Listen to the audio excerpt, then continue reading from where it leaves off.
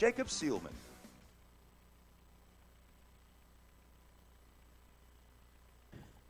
Well, actually, it's Tom Baker. Jacob Seelman, he's a no-hitter this evening. And welcome to Motorsports Madness. Jacob is on his way back. He got dirty last Yes, night. he That's did. what he did with his Wednesday night. He was up at Eldora at the truck race having a good time, and he is on his way back. He will be back in the studio with us and on video for the first time this coming Monday for the Stock Car Show. Right now, this is Motorsports Madness. For those of you who are a little confused because you're used to hearing the Stock Car Show in this time slot on Thursday nights, let me explain that we have swapped the two shows. So now Motorsports Madness will air Thursdays at 7 Eastern. The Stock Car Show will air on Mondays at 7. That is because starting on August the 2nd, which is the first Thursday in August, the Motorsports Madness Show will be syndicated worldwide via Sports Byline USA to the American Forces Radio Network and also to a pretty large group of terrestrials or AM/FM broadcast stations around the country. And so we moved the shows around to accommodate that. And on top of that, we've now introduced our live broadcast on YouTube. So we will be live each Monday and Thursday night on YouTube. What you hear on the radio, you can watch us doing on YouTube here. So basically, if you just want to watch the show, tune in on YouTube. Filling in for the aforementioned Jacob Seelman tonight is Lenny Baticki from PRN's At the Track. And we're going to talk motorsports. We've got Cisco Scaramuzza, who is video producing and co-hosting at the same time via the Race Chaser Discord line now, as yet another change we made, moving from Skype to Discord. And this empty seat here is going to be filled very capably at about 8 o'clock tonight by Billy Glavin from HMS Motorsport. Billy has got some important information for all of you racers, all levels, no matter what you race, about fireproof underwear and what you should be wearing underneath your driver's suit this time of year. There are some real misconceptions out there. Billy Glavin going to come in and straighten us all out on that at about 8 o'clock. So with all that being said, we now are in a situation where we can get started with a little bit of race talk here. We got about 30 seconds, Cisco. I just want one word description of last night's Dirt Derby at Eldora. Fantabulous. I like that word. Okay, can you top that? No, Lenny? and I won't even try. Just exciting. It was great event. I'm just going to say delicious and leave it at that. When we come back, we're actually going to start to unpack a little bit what went on last night. Very close finish, very exciting race. We'll talk about that. We've got lots of stuff, actually, to talk about. ARCA, we've got, it's nuts how much material we got to cover. In 2 hours' time, stick around. We're going to do just that right around the turn. You're listening to Motorsports Madness, presented by HMS Motorsport right here on Spreaker, the Performance Motorsports Network, and our YouTube channel.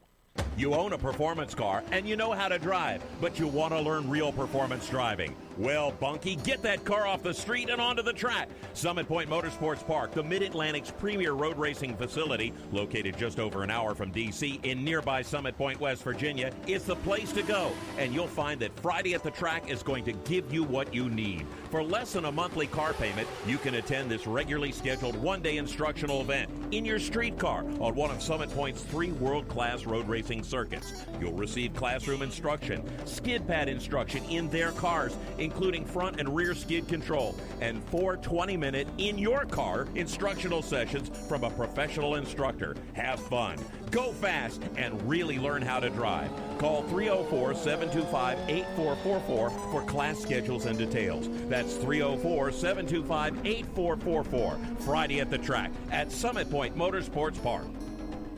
Green light. Hey girl, school zone. I'm getting hungry. Car changing lanes. You want to meet me for pizza? Stop sign. Intersection clear. Yeah, street. Pizza sounds good. Ballin Street? Girlin Street! It's hard to concentrate on 2 things at once, like texting and driving. Stop the text, stop the wrecks. How will you stop texting and driving? Tell us at stoptextstoprex.org. Brought to you by the National Highway Traffic Safety Administration and the Ad Council. Here's an important message from RAD and this station.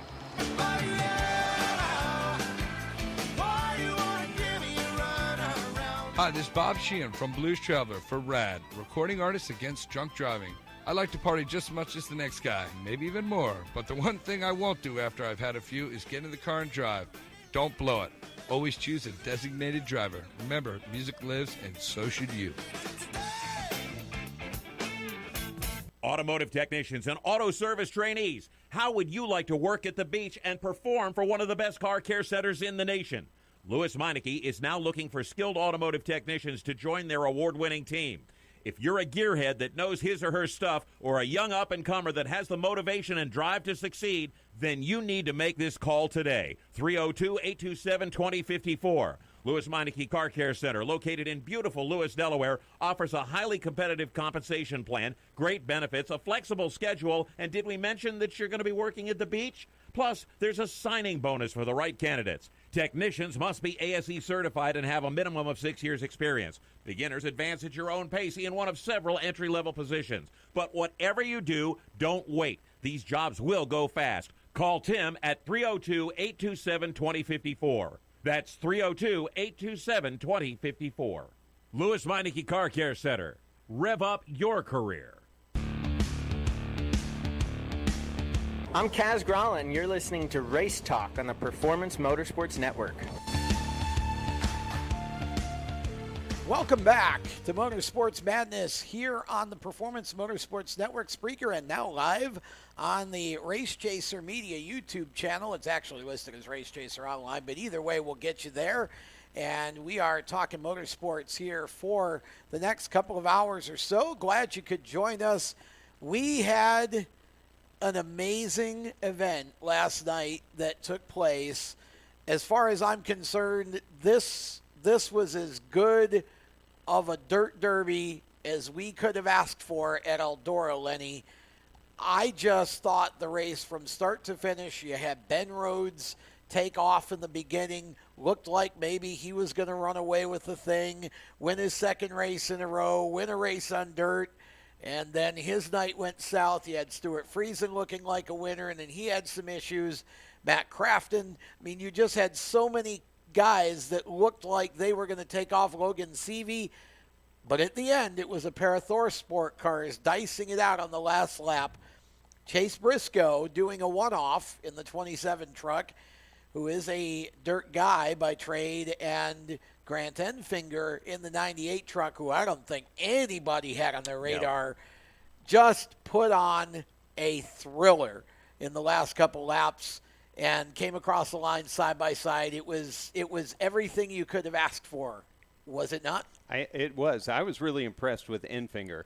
I picked Briscoe early after the heats, but Enfinger was the biggest surprise. He's ran a couple of ARCA races when they run at DuQuoin, Springfield, places like that. But, you know, it's a different vehicle, different set of racers to race against, different tracks totally than what you have at Eldora. And then for him to go to Eldora and be there within that much or so, now that we got TV, we can tell him with our hands. We don't have to say, I'm stretching my arms about, you know. But That's fine, that much. I think Enfinger was super impressive. But he is a guy that is, we talk a lot about underrated. Yep. How many people rate Grant Enfinger anywhere, and he continues to kick butt wherever he goes. Yeah. So very impressed with him. Yeah, he really, and I mean, you could tell he was actually very disappointed after the race that he didn't win. He was happy, obviously, that ThorSport got the win, but he was real disappointed he didn't get the win. I think he felt like his team deserved that. This was a race, Cisco, that to me, it just never let up. I mean, even when Ben Rhodes was walking away, and then later in the race when it looked like Logan Seavey was going to win the event and was running away by 3 or 4 seconds, you just never had the feeling that it was over. It was always like you were just waiting for a caution or for something to happen that would draw this back together for the thrilling finish that we ended up getting. And, I mean, almost jumped out of my chair, and I think you did the same because we had picked Stuart Friesen to win. Yeah. And on the second to last restart, he said, all right, screw this, I'm going to the top side, and basically sent it in out there and managed to pass 2 or 3 trucks up there before the caution came back out. But, oh my goodness, you are absolutely right, Tom. This race never let up. It was fan-freaking-tastic. Yeah, it really was. I mean, were you surprised at Ben Rhodes getting the pole, Cisco, and leading the first stage the way he did? Yeah, I was, considering the momentum that he came off Kentucky, though. I mean, this had to have been, some of that coming into this race, but I admit I expected to see some of the dirt ringers up there taking the pole away from him, but Ben did an awesome job in the beginning stages of the race and through his heat races as well. Well, and he does have a dirt background. I mean, we talked about this the other day that, I go back to the go-karts with Ben. That's where I first met him when he was racing go-karts on the dirt. He used to come to the National Indoor Kart Championship in, it was Tunica back then, and we moved it to Batesville, Mississippi. But Ben was super strong in dirt karting, but then since then it's basically been all asphalt. He hasn't done anything, in a big car in dirt or whatever. But, boy, he really had his truck on the money in the first segment and just kind of drove away while everybody else was running 3 or 4 abreast, Lenny. And honestly, I thought it was almost as if Ben was looking in the rearview mirror going, keep dicing it up, boys. I'll just see you at the finish line. Yeah, you got to get out there and enjoy the lead while you can. It was a night of, impressive drives by a lot of people we don't get to see. And I think it started out early with Rhodes taking his heat. I believe that was the first one. Todd Gilliland taking that second heat was also impressive because I don't know where Todd's found dirt other than, in the yard. Well, and such. exactly. And I was really pulling for RJ Otto, who was working his way through the field and didn't get that transfer in the LCQ, but still, another impressive drive even before we got to the feature. And then throughout the feature, there were different moments for different drivers that made, a lot of things exciting. Well, yeah, it really did. And, Gilliland is a driver that I think everybody was a little surprised at the way that he ran in the early part of the night. He ended up getting himself into trouble in the feature, but he was just He's fast. tall. He's tall. He could see the moisture better. Yeah, he was really fast. I think, Cisco, Todd showed us a little versatility there because – that we weren't expecting to see. I mean, he's still a rookie in this truck, and to deal with the change in surface, something he's not really used to doing, that was I was pretty impressed with the way he ran. No, I agree, and another guy who really impressed me, picked it up a lot through the entire race, was Noah Gragson. I mean, he had to go in through the LCQ to even make the feature and ended up with finishing 6th. So, I mean, they were able to work on that truck as time went on, or he found whatever he needed to find, and they made that thing work. Well, there's no question. And here's the interesting thing for me with Noah.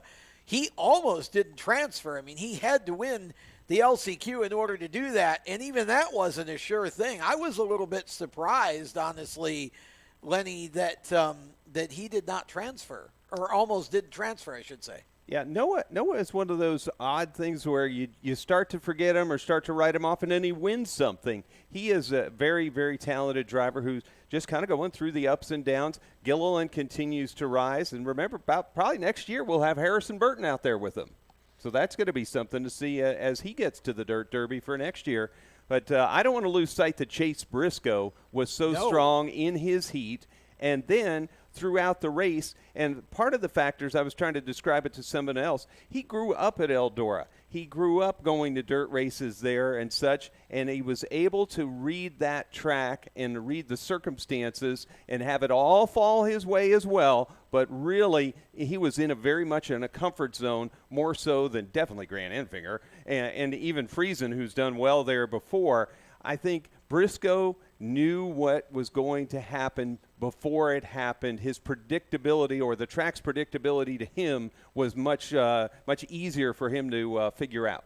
Well, I agree, but I don't want to short Enfinger either because no, his amazing stuff. Grant just he ran exactly how he needed to run with those last couple laps. Mm-hmm. To me, there was no question. Briscoe's the more experienced guy. He knows where he's supposed to be. Enfinger on the outside did everything he could to just squeeze Chase just enough to kill the momentum. And actually, Chase came all the way up the track, coming to the line and kind of bounced Grant off the wall. I don't think he meant to do that. But, I mean, those two, Cisco, were about as tight as you could run without crashing, and they did it for an entire lap. I mean, it was a spectacular finish. Yeah, it absolutely was, and Briscoe was able to hold on to it, and I think showed that he had a little bit of an edge over Enfinger, like what Lenny was talking about, and just enough to get that Ford truck up to victory lane, and just a fantastic finish. I mean, how many side-by-side finishes have we had this season? Because not a lot. Well, no, and my first thought is, can we please do this every week? I mean, honestly, it was, but the thing that what you don't want to do is you don't want to do it so much that you kill the novelty of it and the freshness of it, but, I do think we could run another dirt race or two, and I would love to see the Xfinity cars on the dirt. I think Eldora would be just fine for them. I don't know about the Cup Series, but you certainly can put the Xfinity cars on a dirt track, I think. And I can't get over how competitive that was from top to bottom. We'll talk about some of the other stories, too, because I thought this was a race of dirt ringers, to be honest. Mm-hmm. Thought the dirt ringers really excelled for most of it, but then eventually some of them started to get themselves in trouble. We'll talk about all of that as we continue here. We'll step aside when we come back. Motorsports Madness continues. More talk about truck racing. We've got ARCA to talk about. Got a Cars Tour race. We've got all kinds of stuff. And, of course, Billy Glavin from HMS with a safety conversation coming up at the top of the hour. Stick around. You're listening to Motorsports Madness on Spreaker, the Performance Motorsports Network, and watching it on our YouTube channel. Do you love the sound of high-revving motors and the smell of burning rubber? Do you want to get your car sideways right at the ragged edge of control? If you've always wanted to try drifting or learn to improve your drifting skills, Summit Point Motorsports Park, the Mid-Atlantic's premier motorsports facility, has the expert instructors and the specialized track to teach you how to drift and the skills necessary to drift competitively. From skid pad to open sessions, Summit Point Motorsports Park has the safe and open environment that allows drifters of all skill levels, new to intermediate, to get sideways and smoking. With a focus on safety and the skill set necessary to drift competitively, Summit Point Motorsports Park's Drift Nirvana is just the thing for you. Call for your reservation today, 304-725-8444. Or for more information, go online, summitpoint-raceway.com, or you can email them at office@bsrinc.com. Drift Nirvana, getting you sideways the right way. HMS Motorsport is the leader in motorsport safety. HMS serves the majority of Monster Energy NASCAR Cup, Xfinity, Camping World Truck, IndyCar, and IMSA WeatherTech teams, as well as countless SCCA and club-level racers and driving enthusiasts throughout North America. Featuring world-renowned brands like Schuberth helmets, Schroep belts, Adidas suits and shoes, Lifeline fire systems, and even Racecom radio kits, HMS has the right product for your type of racing and your budget. Their representatives are experts on only one thing, making your track driving as safe as possible. With locations in Mooresville, North Carolina, and Danvers, Massachusetts, the HMS staff is always ready to take the time to help you find the right product for your safety needs. Don't settle for second when it comes to motorsport safety. Stop in to HMS Motorsport. Visit them on their website at hmsmotorsport.com or send them a message on Facebook and tell them the folks from PMN Radio sent you. What an awesome game. What's up with your car? I don't know. It won't start. How are we getting home? Chill. My parents signed me up for the roadside assistance from Lewis Meineke. It was free with my oil change. They'd come and get the car started or get us home and tow the car to the shop. Good to know. With my driving, my parents never know what to expect. When you join the Meineke Car Care Club with a $35 preferred service, you get 4 free months of roadside assistance, including tire change, battery jump, lockout service, towing, and more. Contact Lewis Meineke, located on Route 1, or call 827-2054. When do you think of a plumber? Like most people, even if it's an emergency, you can be confident about who will arrive to help you. For quality and reliability, count on someone you can trust. Call on the plumbing services of Hague Quality Water of Maryland. Plumbing doesn't have to be an emergency. We handle all kinds of preventative maintenance too. Hague Quality Water of Maryland is family owned here in Annapolis since 1993. For a refreshing choice, call us at 888-84-WATER or visit us online. COPD, chronic obstructive pulmonary disease, is a lung disease that robs people of their ability to breathe. As many as 24 million Americans suffer from COPD, also known as chronic bronchitis or emphysema, and half of them don't know they have the disease. If you or someone you love is over 35 and has smoked more than 100 cigarettes in their lifetime, visit driveforcopd.org and take the screener, then take that to your doctor. I'm Jeff Stoltz, and I drive for COPD.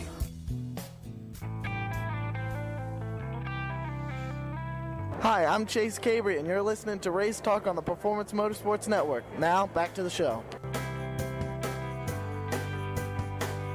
Welcome back to Motorsports Madness here on Spreaker and the Performance Motorsports Network, and we are now live on YouTube as well. If you're listening and you want to watch instead, and of course you can hear the YouTube feed, of course, just jump on YouTube and dial up Race Chaser Online. That'll take you to us, Race Chaser Online on YouTube, and you can be a part of the show. You can chat with us and give us your thoughts and opinions behind the glass, capably punching all the right buttons. Cisco also doubling as our video producer for this evening.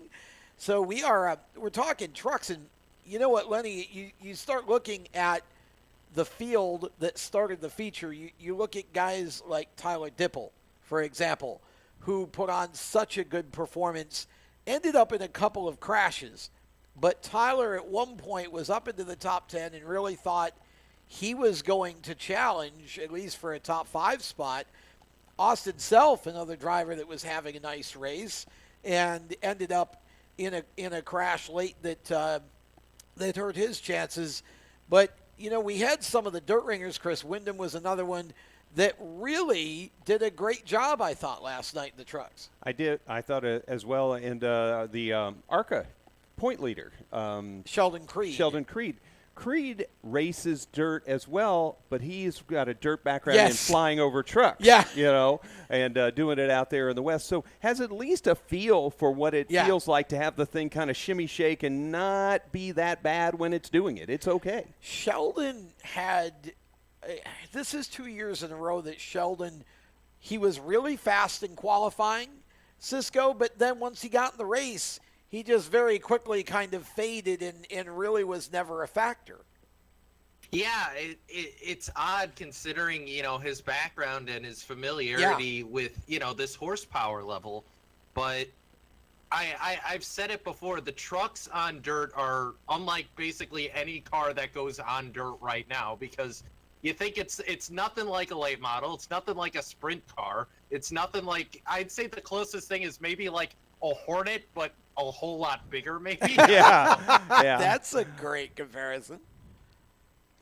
Yeah, Sheldon just he had a tough race last night, but certainly was fast early and going into it. And CV and Briscoe both within a handful of days, not even a half a week, I think, for both. CV had won in western Missouri a race, and Briscoe had won at Hobstadt, Indiana, both on the weekend. So, you know, they're racing Wednesday, so 3 days earlier for both of them, coming right off of dirt wins. You talk about Ben Rhodes' momentum from what, you know, in Kentucky. They had momentum on the dirt side. Well, and that's the thing. And, you know, you mentioned Briscoe. Briscoe was a driver who was not scheduled to run this race and pretty much begged for it to give him a shot. So they ended up at the last minute putting together a 5th ThorSport truck. And those ThorSport trucks all last night ran really, really well. I mean, you had Briscoe and Enfinger battle for the win. Crafton was 3rd. And then you had the 13 of Myatt Snyder who was charging up into the top 10 at one point. And Myatt had the fastest speed on day one, didn't he? Or one of the fastest One of the speeds. fastest, yeah, at least. So he was really, really quick. I mean, all of these trucks were super, super good, except for, of course, Johnny Sauter, who I believe, honestly, has basically talked himself into a mental block. Mm-hmm. He always comments on how bad he runs at the track, and I believe that if you tell yourself something long enough, you basically bring it about. And poor Johnny, like 2 or 3 years in a row, has just been not necessarily. Has been the adjective I've been using. I basically. mean, I don't think he was necessarily. He's not always been as bad as he was last night, but he's just had terrible luck. And I think, like I said, he's kind of talked himself into that self-fulfilling prophecy. But outside of him, the rest of ThorSport Racing was phenomenal. ThorSport's still doing all their stuff in Ohio, right? Yeah. Oh, yeah. So, we make so much of Furniture Row. Yes. Doing what they do out in Colorado. That's one car now. It used to be two, but it's back to one, and a lot of help from Gibbs here in Charlotte. But ThorSport, they're getting some help, but it's kind of as big of a deal to them on a truck series budget with help from Ford. But what they're doing, and to do it with 5 at a last minute. I mean, what do? You tell the guys from the lunchroom that they don't get to have lunch. I don't know how you build a 5th one like that quick that then wins. Well, I think part of it's the guy behind the wheel, Cisco. Yeah. And keep in mind, Sauter, was in the same truck that basically Friesen had access to. So you would think they'd have the tech that they were going to be able to make it happen. But obviously, I think you're right. I think he talked himself into a mental block. And one other thing about ThorSport that I find interesting, Lenny, is that they're in a very similar situation that Furniture Row was in when they switched manufacturers away from Chevrolet to Toyota. And ThorSport did the same thing going to Ford, and they've been able to find success once again. Yeah. Yeah, I think Ford helping him out with the engineering. And I think Briscoe really came with the engineering package because he does a lot of different vehicle testing for Ford. And, begging may be a nice visual word or word that you can wrap your mind. Yeah, and I remember he said that. But it's also the folks at the Blue Oval know that they've got a real good driver in Chase Briscoe. And when he kind of, maybe moans that he'd love to go do it, you try to find a way with your friends at ThorSport to make it happen for him. Well, and I think for him, this really is a resurgence, or I guess you could say a point where it's like, hey, I'm still here. Because he's been running Xfinity on a part-time schedule. He's in that Roush triple thing. Well, yeah, he's doing some time in the 60 car with Roush Fenway. He's also done a little bit of time in the 98 car for Biaggi Dembest / Stuart Haas Racing. And it isn't that he's looked bad at all. It's just that there haven't been a lot of conversation about him. And now all of a sudden he comes out, and I had to laugh because he claims that he doesn't really race a sprint or a midget all that well on dirt. His thing is asphalt, which is kind of interesting because he came from dirt. But I think that he showed last night, Cisco, that he certainly has the ability to get it done. And it was kind of a way of him reminding everybody, I haven't gone anywhere, and I'm still looking for, that big opportunity. And hopefully Ford will find him something on a full-time basis in 2019. It's an odd situation Roush is in because they now have 2 separate cars doing the same thing, which is having multiple drivers running them during the year, and I just don't. I understand from maybe a sponsor standpoint. Yep. But from the team being able to gel with the driver and work with them week after week after week, that's just not possible here. And you have to wonder, Chase Briscoe, Austin Cindric, and Ty Majeski, what more could they be doing if they were on a team, the same team, basically the whole year? I mean, you look at Austin Cindric, he's jumping between this, the 12, the 22, all sorts of cars in Xfinity, and then basically Ty and Chase are picking up the scraps for whatever's left of the 60 at the end of the year. Yeah, it's kind of interesting. I think Ford, when they went into this whole thing, now Chase is the only actual Ford driver development driver. Austin Cindric is kind of a roving driver right now. I don't know that he's particularly signed with either Roush or Penske. I'm not quite sure how his deal works, but I know that he's not an official Ford driver. Chase Briscoe is. And so hopefully Ford finds a place for him. I think we know where Cindric's going to end up. Yeah, I mean, yeah. you know, that's pretty much a foregone conclusion. It's just when the opportunity presents itself for him to, you know, to go to Penske full-time and race. Right now, he's, pardon me, able to jump between the two Penske cars, 12 and 22, and he's, again, part of that triplicate of Roush Fenway drivers with Briscoe and Ty Majeski. Mm-hmm. Yeah. So, and Majeski's not officially a Ford? No, Majeski actually is part of the Roush driver development camp. Yeah, and that's what's interesting to me is somebody needs to find that boy some full season sponsorship too, because he just came off a win in Wisconsin, maybe 2 back-to-back in Wisconsin. Yeah, there's no doubt in my mind that if given the opportunity to do it full time with equipment that can win, Ty Majeski's going to be a winner. He's got the talent. And that's what with NASCAR and everybody saying, you know, I don't like the way it is, this, and that. We've got great grassroots personalities about to come up and push once again Matt Kenseth out of that seat, but also to push some of these guys that, you know, you get over 30 now, and it's almost like a running back in the NFL.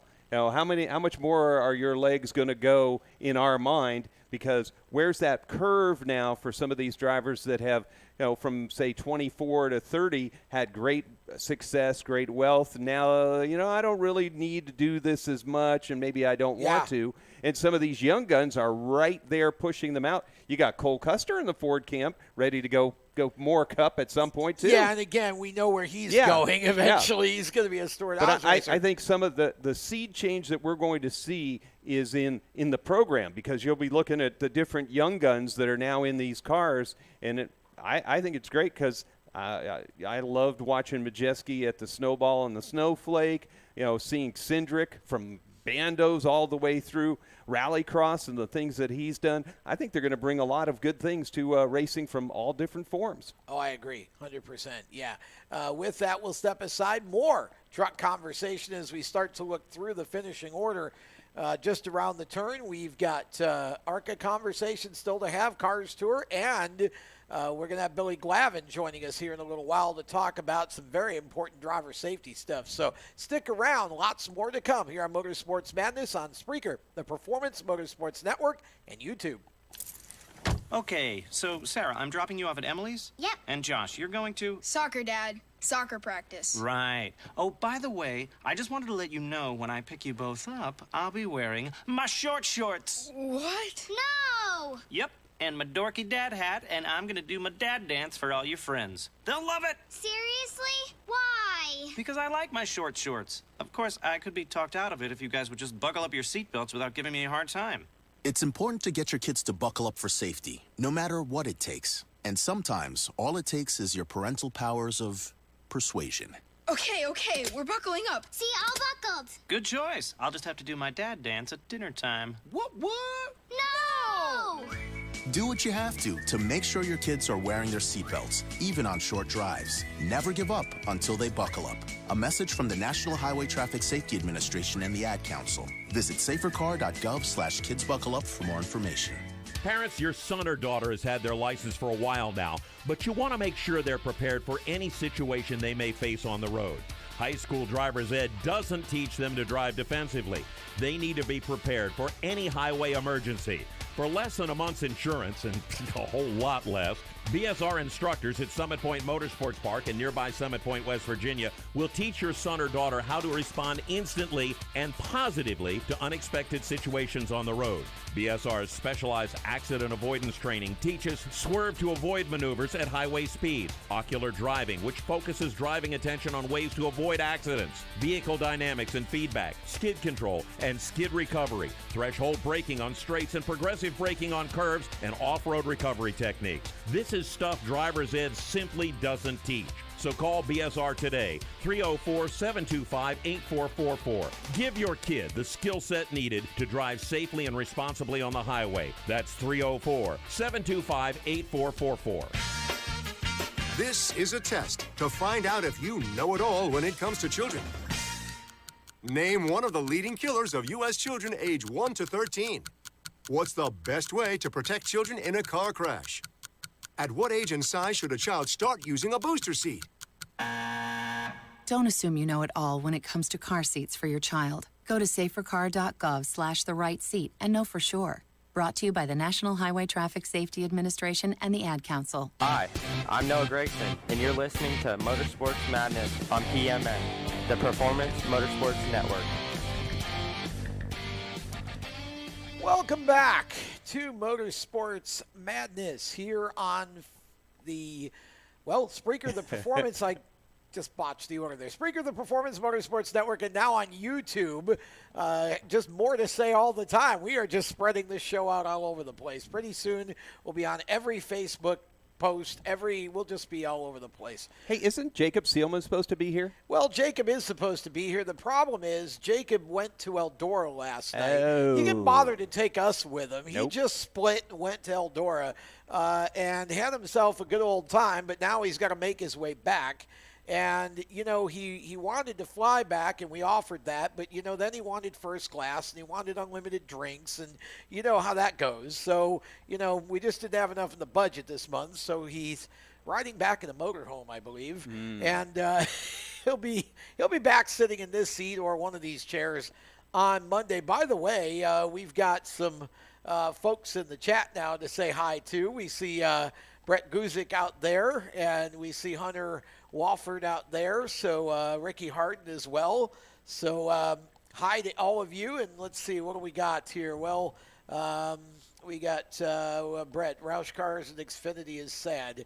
I don't know about sad, but maybe just slightly disappointing. I mean, they haven't been as strong in the last year or two as what we're used to seeing them for sure. So we appreciate you guys joining us. If you They need that Winn-Dixie car back. Roush was fast back then. Exactly. Then. Yeah, we need that one back. Or at least the one Stenhouse won his back-to-back titles in. That was a quick car as well. So, guys, if you want to chime in, feel free. We'll keep an eye on chat and do us a favor and share with all your friends. Let them know that we're here so that we can say hi to them as well. We want a huge audience on video. This is the first night that we've actually hard promoted this. So far having a lot of fun. But anyways, looking at the Truck Series race last night, and as you start to go through the order, we talked about, obviously, Chase Briscoe, Emfinger. We talked about Friesen. Stewart was a guy that I know both Cisco and I predicted to win. Steve Ovens from Monday Night, our dirt guy, was adamant he wasn't going to pull it off. He was right, so Steve will be impossible to live with this coming Monday, I'm sure. But he didn't quite get there. Matt Crafton, a strong fourth-place finish. Look who shows up in fifth. Brett Moffitt. Moffitt did some time in IMCA, I think, before he made it big. So he's had some dirt experience, but there's another one, Cisco. Nobody counted on Brett Moffitt being in the top five. We didn't even talk about him. Yeah, absolutely. And he also broke the curse for the iRacing car getting wrecked in NASCAR sanctioned races. This is the first time it hasn't happened. So yay. Wow. That was harsh. Okay. I mean, I can't help but just notice between Majeski and before we had Ambrose, and then I think might have been Bodine in the Truck Series way back in the day. But yeah, there's just been an ongoing string of bad luck, and it's fine. No, the good thing is it's over now. Yeah, it's over now, so if they go a tie again, he might be able to win a race. Exactly. So Moffitt finishing up in 5th. We talked about Gregson in 6th. John Hunter Nemechek, another driver, finishing up in 7th, who came from deep in the field and really looked strong doing it.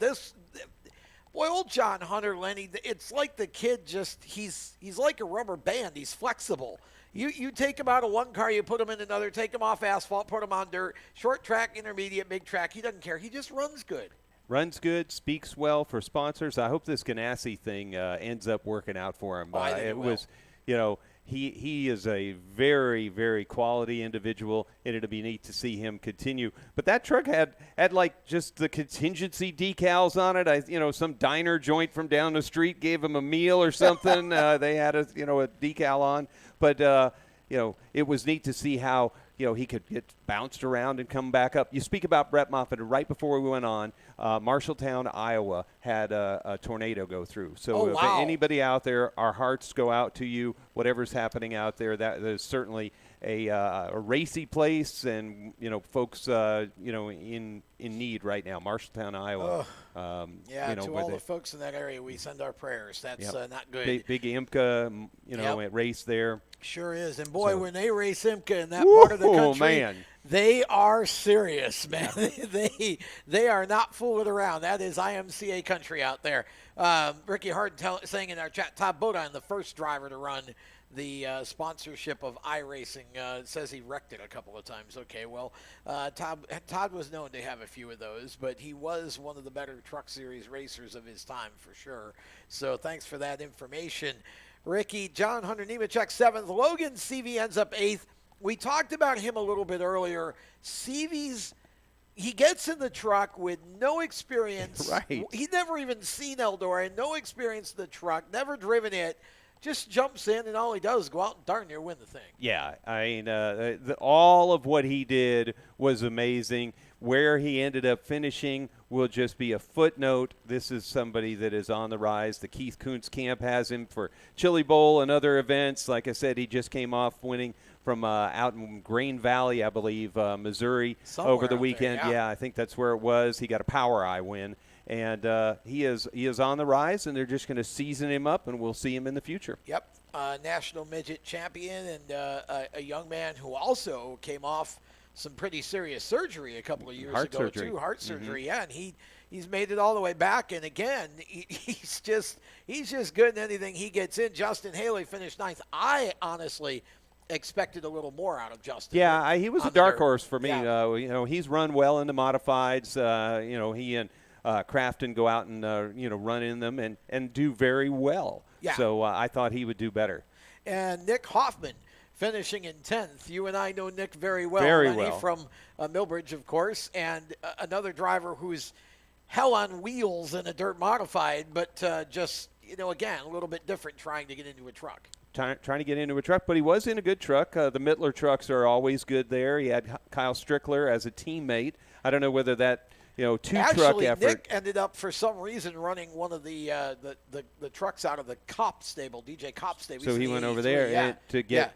Yeah, he was in the 83. Still, it was, Hoffman has ran, I believe he's won in a late model at Eldora as well, one of their points races, and then just came off the Hell Tour. And Ty Dillon finishing up in 11th. We know about his background on dirt. Max McLaughlin finishing 12th. Here again, Cisco, another debut. The son of Mike Magic Shoes McLaughlin. Max grew up racing here on dirt in the Outlaw Karts at Millbridge. We just mentioned Nick Hoffman. Max also big there and is up north running big block, super dirt car big blocks now, which is what really made his dad famous. And Max, another one, never been in a truck before and certainly never raced at Eldora. 12th, not bad for his debut. Absolutely, Tom. That's a great run there, and all considering he looked strong all day. It wasn't like one of these cases where we saw like Gregson and like John Hunter where they just seemed like they were at the beginning and then had to build that truck. He was looking good all day and just I think at that point, maybe just didn't adjust on the truck enough or wasn't quite able to get to that next level, but did a great job nonetheless. Yeah, Max did a fantastic job, and I think that's going to be a name that I think you're going to see going forward in this race every year. Somebody's going to give him somewhere. He's going to get a really strong truck. Now, he was running for Nice Motorsports. It's not the worst equipment, but again, not one of the top trucks either. Somebody gives him a good ride and somebody that knows how to set that thing up for dirt. I think Max will get up and contend for the win, but he's got a big, big, big future in this sport for sure. So an interesting sort of scenario for him to make his debut and finish inside the top 12. And, as you continue to go through the field here, Tyler Dipple, 13th. We mentioned him. Chris Windham, 14th. He was also running in the 54 truck for DGR Crossley.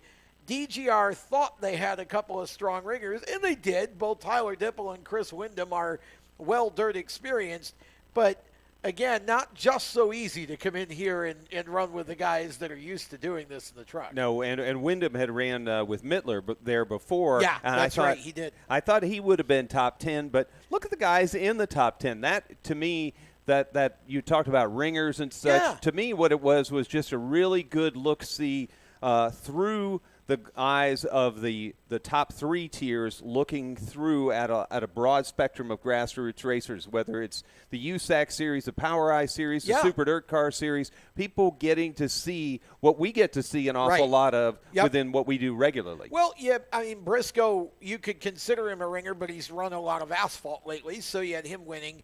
And then I think the next actual ringer that you get is CV in 8th, but you look down, Hoffman, a ringer in 10th, and you have Max, a ringer in 12th, Dipple, a ringer in 13th, Windham, a ringer in 14th, Creed, a ringer in 15th, Jeffrey Abbey, a ringer out of Texas in 17th, Tanner Thorson, a ringer in 19th. Tanner was actually better than that. He just didn't have a great But think feature. about it now with all of these names competing. Are we closing in on a reshuffle to where 20 years ago, would you be calling A.J. Foyt a dirt ringer in this? Well, their drivers are driving more different vehicles. They're able to go midgets, sprints, big blocks, trucks, everything. Sure. I think we're getting a better, more well-rounded group of drivers coming up through this, and the term ringer is always going to be there. But we're going to be more used to somebody with multiplicity in their background as far as cars and such. Yeah. To be I able to come in. I would use ringer to talk about a guy who doesn't normally run asphalt. Who is a dirt driver like a Max McLaughlin, who has run predominantly in a dirt track environment. Ron Fellows on dirt. Yeah, basically, yeah. I mean, so you look at your Wyndhams and your McLaughlins. Those are the ones I consider. The ones I mentioned, I would consider ringers, and a lot of them came in and showed themselves well. I mean, you think about, he finished 12th, he finished 13th, 15th, whatever. I mean, don't just look at the number and the result. Right. Look at the performance. I mean, the middle of the pack was basically in a pack the entire race. And a lot of those guys were farther up, and either they ran into an issue with a crash or, just fell back toward the end. I mean, that's what made this race for me so interesting to watch, was that you really never knew who was going to win. Like I said, even when CV was out by 3 or 4 seconds, I never had the idea that Logan CV was just going to drive away from the field and win this race. You knew there was going to be another caution and knew that somebody was going to go 3 wide or do something on a restart to get themselves in position to win, and that's basically what happened. With that, we step aside. When we come back, we continue more of Motorsports Madness. Still got ARCA. We still got Cars Tour to talk about, and we're just a few minutes away from Billy Glavin being in here to have some really interesting conversation about driver safety, and especially in the underwear category, what you should be wearing underneath your suit at this time of year and what you should not be wearing underneath your fire suit this time of year. We'll be back with all of that. We are listening to Motorsports Madness on Performance Motorsports Network, Spreaker, and YouTube. When do you think of a plumber? Like most people, even if it's an emergency, you can be confident about who will arrive to help you. For quality and reliability, count on someone you can trust. Call on the plumbing services of Hague Quality Water of Maryland. Plumbing doesn't have to be an emergency. We handle all kinds of preventative maintenance too. Hague Quality Water of Maryland is family owned here in Annapolis since 1993. For a refreshing choice, call us at 888-84-WATER or visit us online. Here at Lewis Meineke, we're more than just your average car care center. Hey, it's Dave, your neighbor from Lewis Meineke. Whether you need an oil change, brakes, tires, or anything under the hood, we've got you covered. Take advantage of our free check engine light service as well. Yes, free. And don't forget about our free shuttle service. Never stress, we'll take care of the rest. On with life. Give us a call at Lewis Meineke, 302-827-2054. Every 30 minutes, another innocent person is killed due to a drunk driver. My best friend. My brother. My poor grandchild. My sister. My father. My husband. My mom. My mommy. Well, I've been afraid of changing, 'cause I've built my life around you. Stop these tragedies before they happen. Don't drink and drive. Do you love the sound of high-revving motors and the smell of burning rubber? Do you want to get your car sideways right at the ragged edge of control? If you've always wanted to try drifting or learn to improve your drifting skills, Summit Point Motorsports Park, the Mid-Atlantic's premier motorsports facility, has the expert instructors and the specialized track to teach you how to drift and the skills necessary to drift competitively. From skid pad to open sessions, Summit Point Motorsports Park has the safe and open environment that allows drifters of all skill levels, new to intermediate, to get sideways and smoking. With a focus on safety and the skill set necessary to drift competitively, Summit Point Motorsports Park's Drift Nirvana is just the thing for you. Call for your reservation today, 304-725-8444. Or for more information, go online, summitpoint-raceway.com, or you can email them at office@bsrinc.com. Drift Nirvana, getting you sideways the right way. If you own a gun, you have a full-time responsibility. When you aren't using it, be sure it can't get into the hands of curious children, troubled teenagers, a thief, or anyone else who might misuse it. Your family, friends, and neighbors are all counting on you. Remember, always, lock it up. For more information on firearm storage safety, visit ncpc.org. This message brought to you by the National Crime Prevention Council, the Bureau of Justice Assistance, and the Ad Council. Hide the kids. It's time to get dirty with the Race Chaser Online crew. Here's your host, Jacob Seelman, with Turn 5 Live's curator of Casa de Pork Chop, Stephen Evans. Well, we've been actually getting dirty for almost the last hour here, and Jacob Seelman not here, so we'll hit... Both of them aren't here. Yeah. Well, Stephen Evans not here either. We'll hit the reset button in here and say, welcome back to Motorsports Madness. My name is Tom Baker, filling in capably in the host chair, I hope, for Jacob Seelman, who will be back on Monday for our Stock Car Show. I've got Lenny Baticki from PRN's At the Track that airs on our companion or colleague Performance Racing Network. We are the Performance Motorsports Network, but it's okay. We're all brothers and getting the word out. That's out. right. We're friendly rivals here. Yep. And Lenny's always fun to have on the program. We've got Cisco Scaramouza as well via the Race Chaser Discord, and Randy Miller behind the glass producing. We are live for the first time for the full show on our Race Chaser Online YouTube channel. So if you're listening on the radio and you'd rather watch us, just flip over to YouTube and you can check us out that way. We've been talking trucks for basically the entire first hour. So just going to close this out here by saying that really when you look at this, guys, and I'll get a final thought on the truck race from each of you. When you look at this, my final thought is that, as you said, Lenny, in the last segment, you're starting to get more and more of these younger drivers that are able, because of this race, to cross into the truck series quite easily. Kyle Busch made a statement that he feels like the Truck Series, the Xfinity Series, should be running more pavement short tracks, which I agree with because, again, it lets more of these drivers that we're used to seeing at our local tracks on Saturday night maybe more capably make the jump and run with some of these regulars, even if it's only part-time. And Kyle mentioned the Nashville track that is still there, the historic fairgrounds. First Cup Series race I ever saw back back was there. And, that's a great track. The board decided not to go with one of the options they had that might have brought them some of that had it been able to come through. But also South Boston, Orange County, Myrtle Beach Speedway. Myrtle Beach Speedway is an underutilized facility for racing because it did run Grand National races. They've got all the hotels down there, all the means to do it if it is on the correct date. Weather matters down there, and you don't need to interfere with the tourist season. You need to make sure you can get down there when it's the right time to be able to have it. That track could do a nice job. Yep. Cisco? I'd say, and Ricky will vouch for this as well in chat, we've had plenty of fun running the Camping World trucks over at Myrtle Beach on iRacing. So we know we can do it on the sim, so why not try it in real life? Sure. YOLO, right? I agree. I think Myrtle Beach would be great. I think there's a lot of short tracks that could host a Truck Series race. In fact, I've always said the Truck Series should go back to short tracks and being a predominantly short track series, mix some more short tracks back into Xfinity, another road course or two, and a dirt track. I would love to see Xfinity at Eldora. And, oh, by the way, so would Tony Stewart. He mentioned a few days ago. Why not spread it out, though?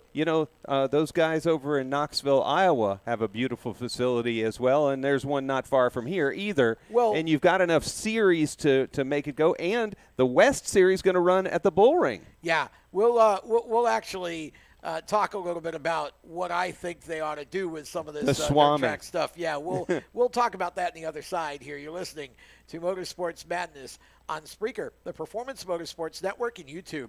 HMS Motorsport is the leader in motorsport safety. HMS serves the majority of Monster Energy NASCAR Cup, Xfinity, Camping World Truck, IndyCar, and IMSA WeatherTech teams, as well as countless SCCA and club-level racers and driving enthusiasts throughout North America. Featuring world-renowned brands like Schuberth helmets, Schroep belts, Adidas suits and shoes, Lifeline fire systems, and even Racecom radio kits, HMS has the right product for your type of racing and your budget. Their representatives are experts on only one thing, making your track driving as safe as possible.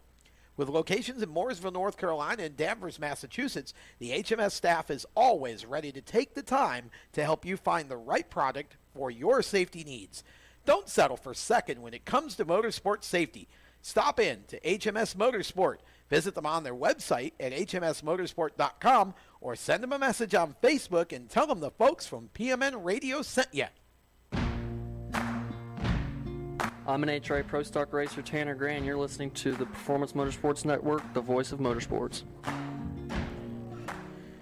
Welcome back to Motorsports Madness here on Performance Motorsports Network, Spreaker, and YouTube. Tom Baker, Lenny Baticki, Cisco Scaramuza, and we've got Randy Miller behind the glass.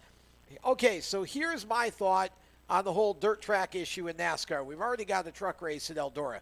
Certainly not going to tamper with that. Okay, I would love to see an additional truck race. The race that we run here at Charlotte on the 1.5 miles in May, toss it on the dirt track, and let's do an East Coast dirt track race for the Truck Series. Now you take the Xfinity Series. Tony wants one at Eldora. I love the idea of Xfinity going to Eldora as the first track because, honestly, I think Tony now knows how to handle these big NASCAR events.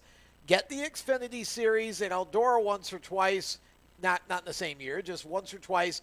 Let them get sort of their footing on dirt, and then give them a second show somewhere like you mentioned, Knoxville, somewhere like that. I'm not sure, guys. I'll give you a little bit to express your idea here. I'm not sure the Cup Series needs to be on dirt, but I think we need, if we're going to do that or we ever decide we want to do that, let's follow the same function and send the Cup Series to Eldora first. But I'm not too sure I'm ready to see a Cup race on dirt just yet. Lenny? I don't think it's necessary. I think your plan's pretty sound. Well, yeah. I mean, I like the idea that we can do it that way. Cisco, you got a thought on the Cup Series on dirt? I don't know about the Cup Series, but I just have this image of my mind of Xfinity going out to Paris Speedway out on the West Coast. That one of those dirt tracks out there. Something interesting like that, or maybe even a Williams Grove. You know, something a little bit wacky, a little bit different of a dirt track. Whoa! Send him to Pennsylvania to the Grove. There would be an interesting. Danny Dietrich in a car. Yeah, you really. know. Boy, you could. Greg Hodnett. You could do a whole lot of damage with that. But no, I think Eldora would be the starting place for the Xfinity cars. But then if they want to send them to Williams Grove, good Lord, go ahead. That's fine with me. And, you know, you could send them out west. The thing is, though, is I think the dirt population on the East Coast and even in the Midwest is so much thicker. Mm-hmm. You know, I think for right now, at least, keep them in that proximity and you'll have better crowds. But that's just my 2 cents. I would like to, however, see more. And we will get a look at a West Coast dirt race, as I said, with the West Series running. Yep. So that could be an eye-opener one way or the other. That would be the K&M Pro West dirt track race coming up at the Bowling at Vegas. With that, we step aside one more time. When we come back, Billy Glavin is here from HMS Motorsport, and I think he brought a dummy, so that means there'll be 2 dummies on the set, that and me. We'll be back with more Motorsports Madness on Spreaker, the Performance Motorsports Network, and YouTube. Stay with us. You own a performance car and you know how to drive, but you want to learn real performance driving. Well, Bunky, get that car off the street and onto the track. Summit Point Motorsports Park, the Mid-Atlantic's premier road racing facility, located just over an hour from D.C. in nearby Summit Point, West Virginia, is the place to go. And you'll find that Friday at the Track is going to give you what you need. For less than a monthly car payment, you can attend this regularly scheduled one-day instructional event in your street car on one of Summit Point's 3 world-class road racing circuits. You'll receive classroom instruction, skid pad instruction in their cars, including front and rear skid control, and 4 20-minute in-your-car instructional sessions from a professional instructor. Have fun, go fast, and really learn how to drive. Call 304-725-8444 for class schedules and details. That's 304-725-8444. Friday at the Track at Summit Point Motorsports Park. Every 30 minutes, another innocent person is killed due to a drunk driver. My best friend. My brother. My poor grandchild. My sister. My father. My husband. My mom. My mommy. Well, I've been afraid of changing, 'cause I've built my life around you. Stop these tragedies before they happen. Don't drink and drive. The Performance Motorsports Network is a compilation of shows about motorsports. From technical to controversial to just fun, everything you like about racing and gearhead stuff is right here on one internet channel. The Performance Motorsports Network. Tell your friends about it.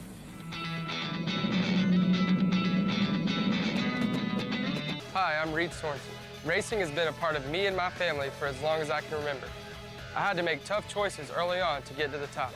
It took hard work and dedication. But it's those tough choices that help me prepare for challenges I would face as a cup driver. Make the right choices today and be ready for the challenges tomorrow. This message is brought to you by the U.S. Air Force.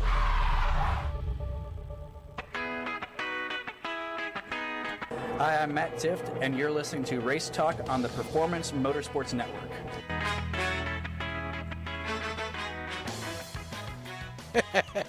We love trombones around here. That's Stephen Oven's brainchild for a re-entry. Welcome back to Motorsports Madness here on Spreaker, the Performance Motorsports Network, and now on YouTube. Yes, you can actually see us. I got a face radio loves. Deal with it. I'm Tom Baker.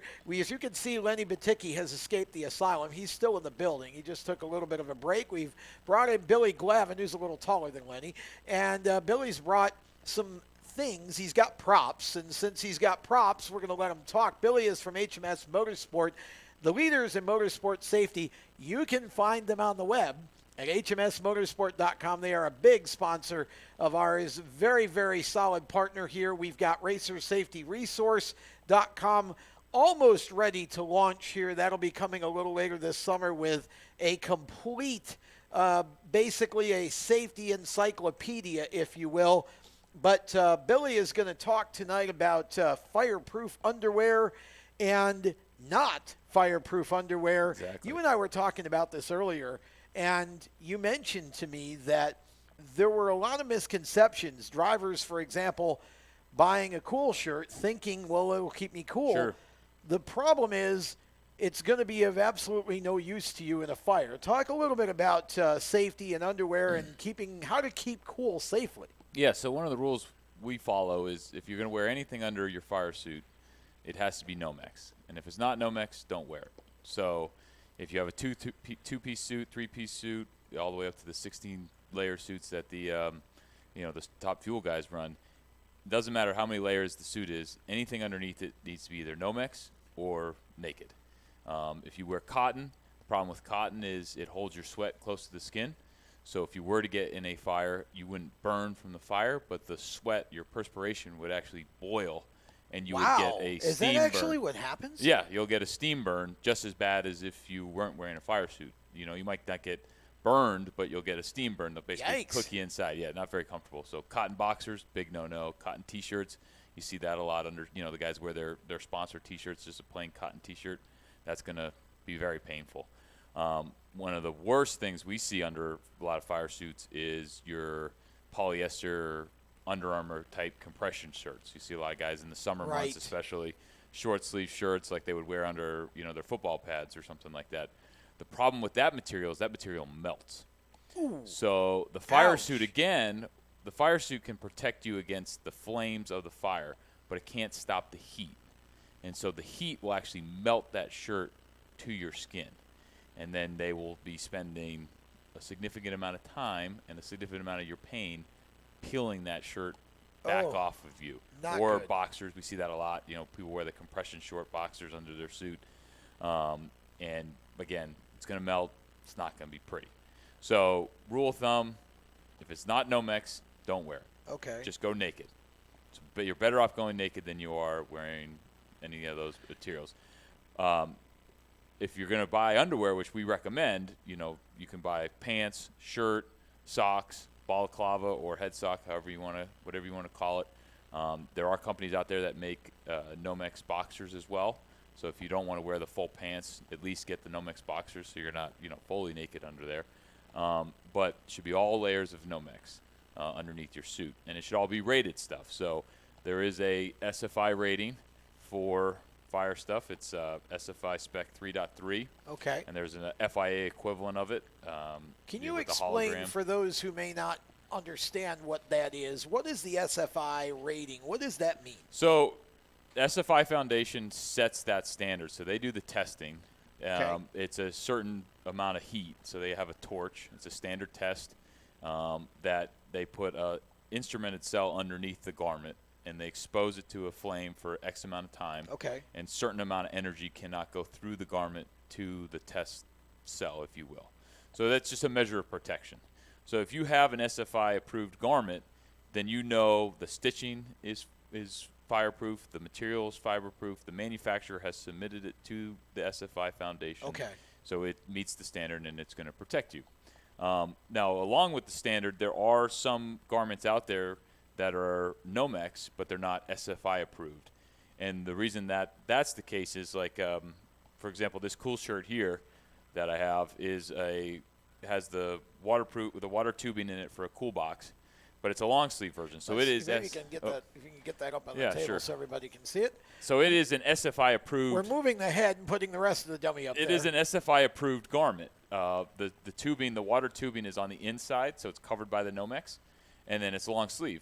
This same exact shirt in short sleeve version we sell as well does not carry the SFI tag because the SFI tag requires the long sleeve. Okay. Now, you can wear the short sleeve. It's still going to protect you. It's still going to be safe, but it's not going to be SFI approved just because it's a short sleeve version. Okay. Now, let's talk about the cool shirt for a second because I've seen a lot of drivers, they have the cool – they'll have a cool shirt – and it's connected to the box, but you say the ice box, but you say not all the cool shirts are actually fireproof. Correct. So this What's shirt, the difference? This is their fire-resistant line. So this is the Nomex. It carries the 3.3 rating. Okay. again, it is a Nomex material. The tubing that the water goes in is actually sewn underneath the Nomex. So it is protected by the Nomex from melting, which is what the SFI Foundation wants. Cool Shirt, the company that makes this shirt, makes a compression-fitted version of this shirt, like out of an Under Armour type material. That is not designed for motorsports use. That is designed for, like, a lot of actors on movie sets use it, construction workers, guys working in high heat environments that are not necessarily going to be exposed to a fire, but going to be exposed to heat and want to cool their core down. Football teams, for example, some teams will have this setup like this on the sideline. The guys come off, they take their pads off, they throw this on, it cools their core temperature down. But again, it's not designed in an application where you are actively going to be exposed to potential fire. Okay. So they sell it on their website. They don't sell it under their motorsports line.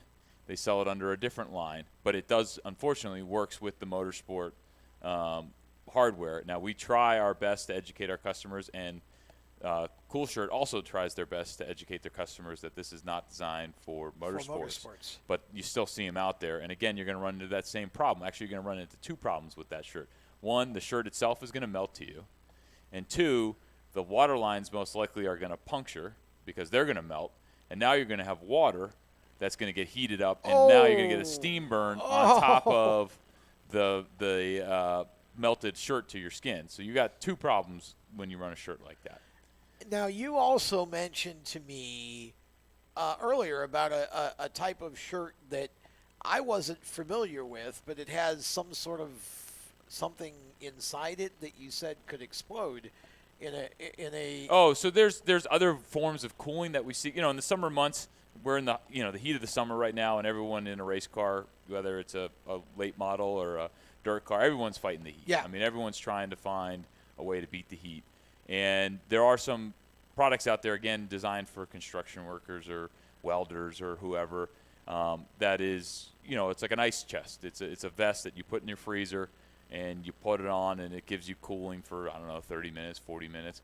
Again, it's not a fire-rated device. It's not designed for motorsports. So, yes, it might do the job, it might cool you, it might keep you cool in the race car, but you're sacrificing the safety on the other end because, again, without having Nomex, without having that protective layer, if you get in a fire, who knows what's going to happen to that vest? Is it going to explode? Is it going to leak? Is it going to burn you? Is it going to melt to you? All kinds of stuff. So, again, the rule of thumb should always be naked under your suit or Nomex. And a lot of people say, well, the Nomex adds a lot of heat. Like, you get a lot of guys that don't like to wear a head sock. Right, because of the heat. Because of the heat. Right. But the reality is, one, it's the only way to protect your neck. Right. Either a head sock or a helmet skirt. If you look at your fire suit, it stops at your neck, and your helmet starts at your chin. So you have a pretty significant area, especially if you have facial hair. If you have a beard, you really want to wear a head sock or a helmet skirt because that beard, that hair in your beard could catch fire from that flame coming up underneath, and then you're in big trouble whether you have a helmet or not. But one of the other benefits of a head sock, especially in the summer months, is the head sock serves to kind of protect your helmet from your sweat. So if you're racing a lot during a weekend or a Saturday night event, and you got a practice at hot laps, and then you go into your features and all that. Right. If you're just sweating into your helmet's never going to dry out, and every time you're putting the helmet on, it's just nastier and nastier and nastier. The benefit of the head sock is it helps that. It also does help to keep your head a little cool because it's controlling that heat. It's keeping that in your sweat controlled, and so it does actually help keep you a little bit cooler versus putting on a damp, sweaty helmet every time. But yeah, we see a lot of you see a lot of drivers, even in NASCAR, because NASCAR actually doesn't require fire-rated underwear for their drivers. They require it for the crew guys. So the fuelers, the tire changers, they all have to wear SFI 3.3 rated gear. But the drivers, it's not a requirement. It's a suggestion, but it's not a requirement. But you'll see them on, if you look at some of the in-car cameras, you can clearly see bare skin on their neck. What do you think that's going to happen? What's going to happen to them in a fire? So helmet socks are great, especially for like dirt guys. We get a lot of our dirt guys wear the helmet skirts because it keeps dirt off their neck and rocks and stuff from hitting their neck. But the head socks are really a nice way to go as well. We'll talk more about safety with Billy Glavin from HMS Motorsport right around the turn. Stay with us. You're listening to Motorsports Madness on Spreaker, the Performance Motorsports Network, and we are now live on YouTube. Parents, your son or daughter has had their license for a while now, but you want to make sure they're prepared for any situation they may face on the road. High school driver's ed doesn't teach them to drive defensively. They need to be prepared for any highway emergency. For less than a month's insurance, and a whole lot less, BSR instructors at Summit Point Motorsports Park in nearby Summit Point, West Virginia, will teach your son or daughter how to respond instantly and positively to unexpected situations on the road. BSR's specialized accident avoidance training teaches swerve to avoid maneuvers at highway speeds, ocular driving, which focuses driving attention on ways to avoid accidents, vehicle dynamics and feedback, skid control and skid recovery, threshold braking on straights and progressive braking on curves, and off-road recovery techniques. This is stuff driver's ed simply doesn't teach. So call BSR today, 304-725-8444. Give your kid the skill set needed to drive safely and responsibly on the highway. That's 304-725-8444. You hear that? That's the sound of America's only sports car. That's right, it's a Corvette. But not just any Corvette. It's your Corvette. It's that who cares if there's traffic part of your day. And this can be you when you come to Cooper Corvettes. With 60 years of Corvettes to choose from, there's always a Corvette in your budget. And they'll service any Corvette you bring in. Cooper Corvettes on Route 1 just north of Quantico and Triangle. Call, click, or visit coopercorvettes.com. HMS Motorsport is the leader in motorsport safety. HMS serves the majority of Monster Energy NASCAR Cup, Xfinity, Camping World Truck, IndyCar, and IMSA WeatherTech teams, as well as countless SCCA and club-level racers and driving enthusiasts throughout North America. Featuring world-renowned brands like Schuberth helmets, Schroep belts, Adidas suits and shoes, Lifeline fire systems, and even Racecom radio kits, HMS has the right product for your type of racing and your budget. Their representatives are experts on only one thing: making your track driving as safe as possible. With locations in Mooresville, North Carolina, and Danvers, Massachusetts, the HMS staff is always ready to take the time to help you find the right product for your safety needs. Don't settle for second when it comes to motorsport safety.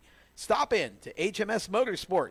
Visit them on their website at hmsmotorsport.com or send them a message on Facebook and tell them the folks from PMN Radio sent you. Hi, this is John Ondrasik of Five for Fighting, here for RAD, the entertainment industry's voice for road safety. You know, style is a personal thing, and your lifestyle is your business. But if you take it on the road, it becomes everybody's business. So please, plan ahead, designate before you celebrate. Friends, don't let friends drive drunk. A public service announcement brought to you by RAD, the National Association of Broadcasters, and the Ad Council. I'm Modified Driver Matt Hirschman. You're listening to Motorsports Madness on the Performance Motorsports Network. Welcome back to Motorsports Madness here on the Performance Motorsports Network. We're also live on Spreaker. Those are both audio, and of course you can watch us now on our Race Chaser Online YouTube channel. This is the first full show that we're doing, so what you're seeing, if you're watching us on YouTube, see the nice white wall behind us? Don't get too used to that. It's going to change color over the weekend, so it'll be completely different on Monday. We're in the process of redoing the studio, kind of a step-by-step process, so thank you for joining us on YouTube. We've got Billy Glavin with HMS Motorsport here right now, and our producer, Randy, has a question, and then I think we're going to address something that William in our chat has brought up as well. But Randy, go ahead. Yeah, I just, coming from a dirt background, I've always been told that when you buy a fire suit, it actually has an expiration date, and you're only supposed to use them for a certain amount of time before the Nomex wears down and you have to buy a new suit. I just wanted to see if that was actually true or not. There is not a set date on the suits, but they do expire once they become soiled. So basically, if you're careful about taking your suit off before you crawl under the car and start working on it, they'll last a reasonable amount of time. They won't last forever. Nothing lasts forever on a race car. But the SFI Foundation and the FIA Foundation, they all put the dates that the suit was made on there, but there is no hard, fast expiration date like there is with belts. But they usually leave it up to the tech inspector. So if some guy rolls through tech and he looks like he, dropped the entire oil pan underneath on his suit, they're probably not going to let you on track because you now have a suit that's infused with oil. Nomex is not the easiest fabric to clean, so stuff clings to it pretty hard. So the more you work on the car in your suit or get oil on your suit, it just gets harder and harder to get out, and eventually the suit just is soaked in those materials, and it's just not gonna protect you as well as it should. Or if it gets frayed or cut, obviously if you have a fire suit that's got a cut in the leg, the fire is going to get in through that cut and or in your chest or so. Obviously fire suits are for protecting you, not for working on the car. So that's how to preserve the life of it. But there is no hard and fast date. It's usually left up to the tech inspectors in the field to determine if your suit's going to make it or not. So basically, don't get crap on your fire suit, and you can keep it for a while. William Tungate in our chat on YouTube has actually mentioned something. He was kind of responding to the equipment that you were showing, Billy, and he says that stuff is not going to work out here in Las Vegas. Keeping cool is more important than the fire risk. Percentage of heat stroke outweighs fire in a car. But he says, I do agree with what you're saying. Drivers out here put ice packs in their suits, and he's kind of qualifying it to say that he's talking about during the summer months. So that's kind of an interesting perspective. That sure. And I think I can relate to that. I mean, obviously you don't want to die from a heat stroke, but at the same time, you don't want to die from a fire either. Right. So the cool shirt system that we have here with the Nomex, you got to put a cooler in. So obviously, if you're running a sprint car, that's not really going to work because you don't have anywhere to put a cooler in there. But anytime you put ice under your suit, you have water in a vessel that's not a fireproof vessel, so you run the risk. I mean, I'm not saying it's worth passing out while you're driving because you're so hot. I just like to educate people of what the potential risks are for having something like that under your suit, or the water that it could steam off is obviously a big problem. The real problem, though, is, as we were talking about, is that the Under Armour type shirts, those compression shirts. The SFI Foundation did a test that showed a video to the group of their normal standard test where they put the Under Armour type gear underneath the fire suit, hit it with the flame, that's their standard test, and then hung weights from the fake skin that was under there, and it took about 25 pounds to pull that piece of fabric off of the fake skin. So that would be your real skin if that was the case. So, yes, ice under the suit. It's a common thing. It happens a lot in racing. Well, you see it. You've seen it in the last few Cup races. Yeah, Cup guys do it. Cup guys do it. Absolutely. It's a common thing. But that water will evaporate and will burn off if you ever did find yourself in a fire, because there's nothing protecting it. It is kind of I mean, and that is a quandary. If the ambient temperature you're racing in is that extreme, that is a bit of a quandary. I get it. Yep. Yet, and the NASCAR guys fight it too. Yeah. I mean, they fight it. Some guys run systems that use chilled water, but again, they use it in a Nomex suit. A lot of drivers use cooled air through the seat to try to cool the seat. Instead of using the water systems. And the same thing, they use cool air on their hood, on their helmet. Obviously, certain cars, it's just you can't put cooling in it. Right. You got your window and you got the air flowing through, and that's about all you can do. You can't put a cool box. You can't put a cooler, and at that point, you got to do what you got to do to race, because racing hot and exhausted is as dangerous as racing in a fire. Absolutely. There's a trade-off in any racing with any safety gear. There's always a trade-off between what you need to do and what the other alternatives are. No doubt. Thanks, William, for that input. That was a very interesting question and a very interesting point that you bring up is, what happens if it's, 115 outside before we get into the car. Right. Right. There's only so much a human body can deal with, and I never really thought about that, to be honest, with racing on the West Coast, but you do see that for sure as an issue. Safety seems to be one of those things that sometimes, and you and I have both been to a lot of different tracks and a lot of different series levels of the sport. It just seems like sometimes it's the last thing drivers think about. And it's like, guys and girls, you have one brain, you have one body, and some of you have a wife and kids. What are you doing? Yeah, certainly. It doesn't make the car go faster. We're all racers, We all know what it's like to race on a budget and, set of tires. You're going to go faster with a set of tires or with a trick motor part.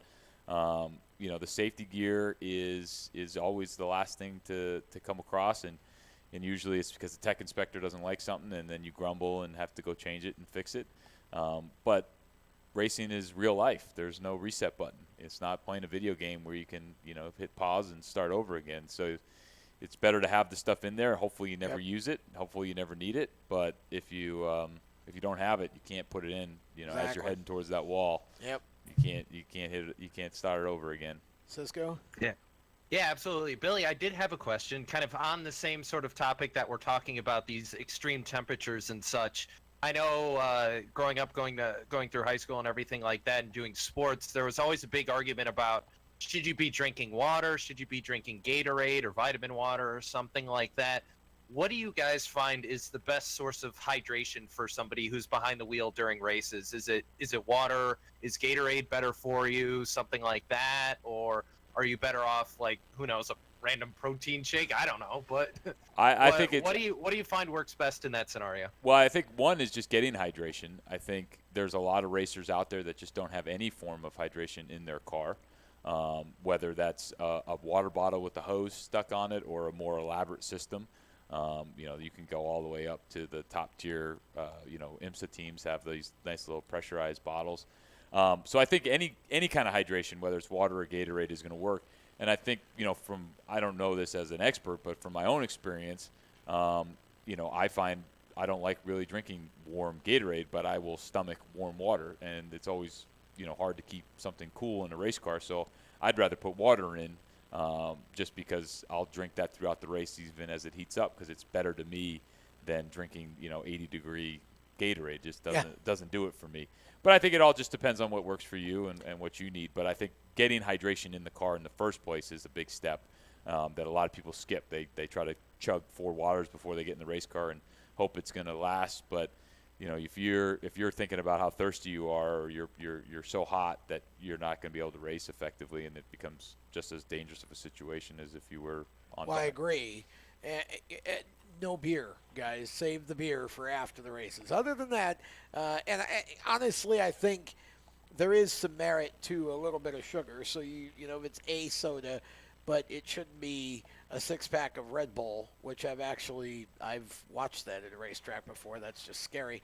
But Brett Guzik, who's a former racer, now the shop engineer with Front Row Motorsports, talking about you need a mix, and I think that's probably a good way to think about it.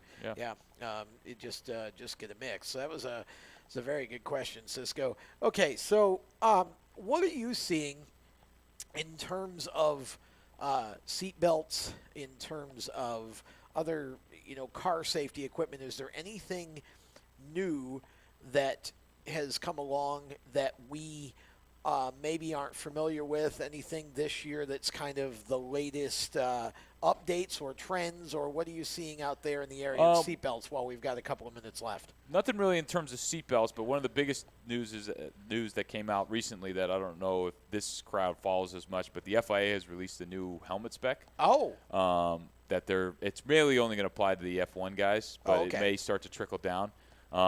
I don't know, if you watched an IndyCar recently, they have the Xylon panel that's bonded to the visor. I don't know, what is that? So that came out after Massa's incident where he got hit in the head with the spring. Okay. So the area between the visor and the opening in the helmet is the weakest part of the helmet, one of the most vulnerable parts of the helmet. So after that incident, they did some research and decided if they stick this Xylon panel, that covers that gap and it provides an additional layer of protection. And that's what everybody's been using in open cockpit for the last, 5 or 6 years. F1 runs it, IndyCar runs it, Indy Lights. Anyone running open cockpit. IMSA used to do it when they had the prototype challenge cars.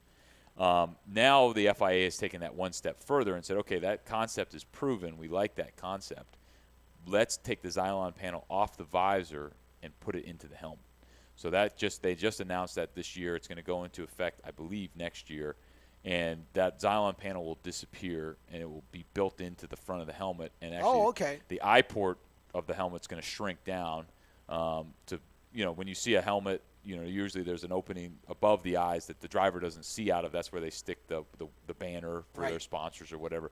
They're going to take that part away of the helmet, move the helmet shell down, reinforce that front helmet shell to prevent debris intrusion into the helmet, and take that Xylon panel off. So that just got announced a couple weeks ago, and that's been a long time coming. I know the FIA has been working hard on that. I don't know how that's going to translate to helmets down from the top tier. But that is one of the newest announcements in motorsport safety to come out this summer. Well, we'll definitely keep our eye out for that to see, and we'll keep all of you updated because we do have a pretty diverse crowd of racing folk here on our shows that listen, and hopefully will start watching here on YouTube now that we're here. So we'll keep you updated on that, and we'll have much more with HMS Motorsport throughout the year. We've got a couple of live remotes coming up as we get into September, October. So keep your eye out for that, and we'll keep you posted, of course. We'll be doing live video from HMS Motorsport, whole show video this time, a couple of more times this year. Thank you, Billy Glavin, for your time tonight. We certainly appreciate that. HMSmotorsport.com is where to go. They are the leaders in motorsport safety, and it's not just about the products they retail. These guys are experts in the field. They've helped a lot of series write specifications and rules and such. So they are actually experts in their field. It's not that we're not just trying to sell the products here. We actually want to teach and educate the racers. That's why we are working with HMS. With that, we step aside. More coming up. We're going to talk ARCA. We're going to talk Cars Tour before we're done. Stick around. It's Motorsports Madness on Spreaker, Performance Motorsports Network, and YouTube. How to be a great dad in 15 seconds. Bike ride, go fish, walk in the park, phone call, milkshake, play catch, picnic, fly a kite, tell jokes, laugh, talk, read a story, tell a story, bumper car, swing set, bowling, pillow fight, cut loose, stay tight. Whew. Because the smallest moments can have the biggest impact on a child's life. Take time to be a dad today. Call 877-4DAD-411 or visit fatherhood.gov. Brought to you by the U.S. Department of Health and Human Services and the Ad Council. Automotive technicians and auto service trainees, how would you like to work at the beach and perform for one of the best car care centers in the nation? Louis Meineke is now looking for skilled automotive technicians to join their award-winning team. If you're a gearhead that knows his or her stuff, or a young up-and-comer that has the motivation and drive to succeed, then you need to make this call today. 302-827-2054. Louis Meineke Car Care Center, located in beautiful Lewis, Delaware, offers a highly competitive compensation plan, great benefits, a flexible schedule, and did we mention that you're going to be working at the beach? Plus, there's a signing bonus for the right candidates. Technicians must be ASE certified and have a minimum of 6 years experience. Beginners advance at your own pace in one of several entry-level positions. But whatever you do, don't wait. These jobs will go fast. Call Tim at 302-827-2054. That's 302-827-2054. Louis Meineke Car Care Center. Rev up your career. You hear that? That's the sound of America's only sports car. That's right. It's a Corvette. But not just any Corvette. It's your Corvette. It's that who cares if there's traffic part of your day. And this can be you when you come to Cooper Corvettes. With 60 years of Corvettes to choose from, there's always a Corvette in your budget. And they'll service any Corvette you bring in. Cooper Corvettes on Route 1 just north of Quantico and Triangle. Call, click, or visit CooperCorvettes.com. How to deal with someone who says that's so gay. Outsmart them. This party is like so gay. Totally. Excuse me, but did you ladies know the word gay used to mean happy or excited? Then it became a word used to describe gay people. Then somehow it came to mean dumb or stupid, which is how you just used it, which is not very nice. Ew, that guy is on the football team and super smart, and he totally hates us now. Totally. When you say that's so gay, do you realize what you say? Knock it off. Learn more at thinkbeforeyouspeak.com. Hi, I'm Cole Custer, and you're listening to the Performance Motorsports Network, the voice of motorsports. Welcome back to Motorsports Madness here on Spreaker, the Performance Motorsports Network, and YouTube. Tom Baker, Lenny Baticki now back on set with us. We've got Cisco Scaramuza in the Race Chaser Discord line, and we've got over behind the glass is Randy Miller, and occasionally contributing as well with his Randy Cam and Randy Mike over there. We'll get Randy Cam eventually. Yeah. We're working on it today. Yeah, but we'll, soon Randy Cam will be a thing. We'll have that working. Randy, that's a good thing. Randy, like the rest of us, has a face radio loves. But like I said earlier, deal with it. You got what you got on YouTube. So we're having fun. We have a good time with what we do. We try to bring our passion for the sport to our radio shows, talking about ARCA, and more specifically talking about the Sioux Chief Power PEX 250. No idea what Power PEX is, but it sounds impressive. They ran at Elko Speedway last week, and how cool is it, Lenny, that we watched Gus Dean win an ARCA race over the weekend, and then a couple days later, we're watching him at the summer shootout, Bojangles Summer Shootout. I should properly correct myself. Racing in the Legends car in the Pro Division. Yeah, Gus is a really good guy, driving in the Legends. And I asked him, I said, you're kind of elevated yourself to the ARCA division and such, and you're in the middle of your summer racing. Why do you keep coming back here to the Bojangles Summer Shootout? And he says, it keeps me sharp, and it paid off for him at the track at Elko. He loves it. And, yeah, he's worked hard to get a win. And that team has been, well, let's face it, most of the teams in ARCA this year have been run over by a pair of bulldozers named MDM Motorsports and Venturini Motorsports, who've won all the races until Elko, when Gus Dean snapped that streak. And MDM had a terrible time at Elko. They didn't have a single car in the top 10. They had 3 mechanical failures. Very rare for them. So they'll be out for revenge and recovery this weekend in Berlin. But Christian Eck is finishing up in second. He's a previous winner this year in the series. Again, Venturini. Joseph Graff finishing third. Good run for Bryant Motorsports. Riley Herbst in the Joe Gibbs Racing entry finishes up in fourth. And how about this? Natalie Decker gets a fifth-place finish for Venturini. Natalie's been threatening to finish in the top 5 through the year and just hasn't been able to put it together, but good run for Natalie. Well, and close to her home in Wisconsin. Nice for her to get that there. Elko's an underrated facility. Jason Searcy is their voice. Facility. Dean Reller, both those guys. If you ever want to have some good call-in guys, they do a good job from Elko Speedway there. And, the crowd is very, knowledgeable crowd right outside of Minneapolis, just on the south side. If you've ever been to the Mall of the Americas, it's not far from there. So it's one of those population centers, and they raced legends there as well. Yeah, it definitely was interesting. A good run. When this season, as we said, it's been pretty much dominated by a couple of organizations. But, when you look at the standings, I mean, Sheldon Creed, he's been the points leader, I think, all the way through. Oh, you're right. He lost it one race. Because it was when Zane won Talladega, I think, is when they flip-flopped. But it wasn't for very long. I think maybe a race or two, and he got it back.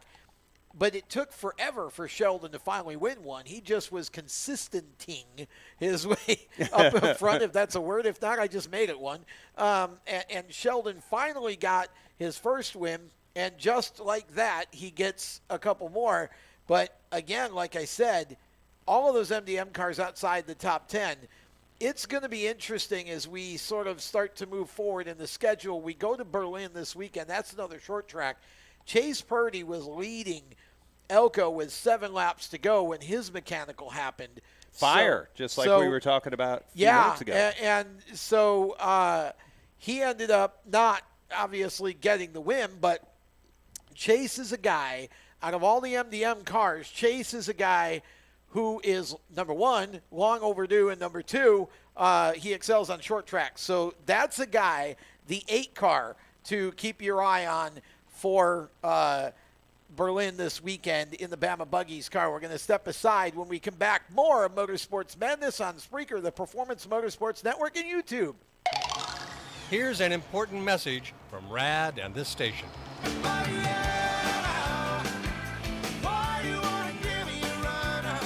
Hi, this is Bob Sheehan from Blues Traveler for RAD, recording artists against drunk driving. I like to party just as much as the next guy, maybe even more. But the one thing I won't do after I've had a few is get in the car and drive. Don't blow it. Always choose a designated driver. Remember, music lives, and so should you. Motorsports sales professionals. Performance Motorsports is looking to build a team of experienced media sales professionals to represent our programming to the industry's top companies, magazines, and racing series. If you have motorsports sales or marketing experience, know how to work with agencies, understand social media, and are incredibly creative when it comes to working with clients and promotions, then we want to hear from you. Top performers are richly rewarded. Your imagination is the only limit here. Call 717-749-0444. That's 717-749-0444, or email us at scorpionradiogroup@gmail.com. You want to ask for Sue. You are a waste. A loser. Everyone hates you. Why don't you just stay in your car and keep driving? I'm serious. Drive until you run out of gas, then get out of your car and walk until you find someone who doesn't think you're dumber than bricks. Could take a while, but at least all that walking might burn a couple of calories. You may not witness bullying like this every day. Your kids do. They want to help, but they don't know how. Visit stopbullying.gov to learn safe, simple ways your child can help stop bullying. Be more than a bystander at stopbullying.gov. A message from the Ad Council.